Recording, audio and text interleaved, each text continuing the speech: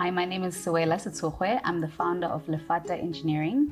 We specialize in engineering maintenance and construction within the mining sector.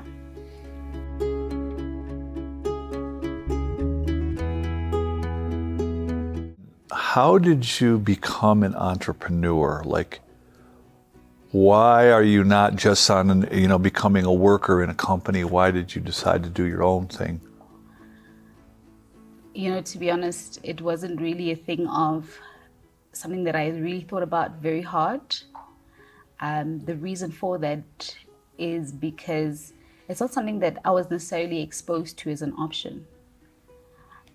When I started out, as a teenager, I decided to go to an FET college, get a diploma within the electrical studies, especially, being technical and hands-on as an electrician. It's not something that I really thought of that I could monetize until much later on, 6 or 7 years into my career, when I was working within the mining industry, where I was exposed to other entrepreneurs who monetized a similar skill set that I had.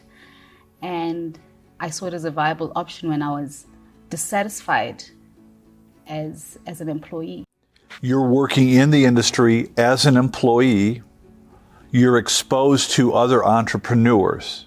That's a really important part of the puzzle, because I think a lot of us, when we see that and we're around it, we say, oh, I see how the sausage gets made, and I could do that too. Sort of takes the mystery out of it. Yeah. When I decided to go into the TVET route,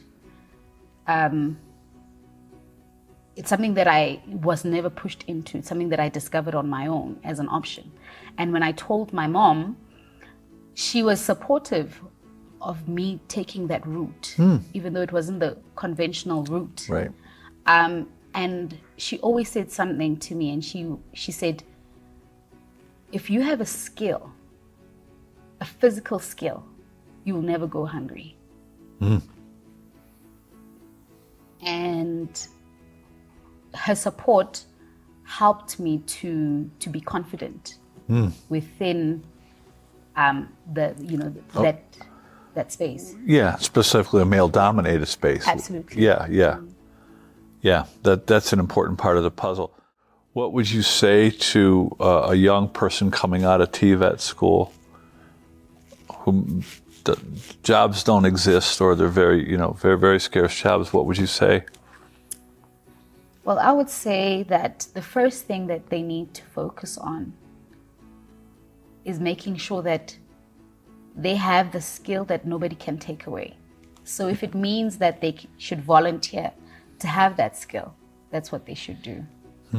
And once they have those qualifications and they have that Red Seal trade certificate, they should start looking at problems in their communities that they can solve with their skills. I was fortunate enough to be introduced to sisters that I actually saw again last week, who had the skill, didn't have jobs. They are qualified plumbers, and they couldn't find work. And they started looking in their community and neighbors and friends. Everybody needs a plumber once in a while. Everybody needs some pipes to be looked at every once in a while. That's where you refine your skill. Yep. And they never overlooked those kind of opportunities, because some entrepreneurs, or rather young people, feel that they want to be in an office for them to have that prestige. They need to be working for a large corporation for them to have that prestige. But the prestige of university, the prestige of working in a large corporate office, it's not a true reflection of what life is about. Right. And people need to start looking at that and saying, I can start from anywhere. I can start from my garage. So they need to get those skills. They need to look at entrepreneurship as an option and see that as a viable option, and do anything that it takes for them to get those entrepreneurial skills, being able to trade with different parts of their communities and grow from there.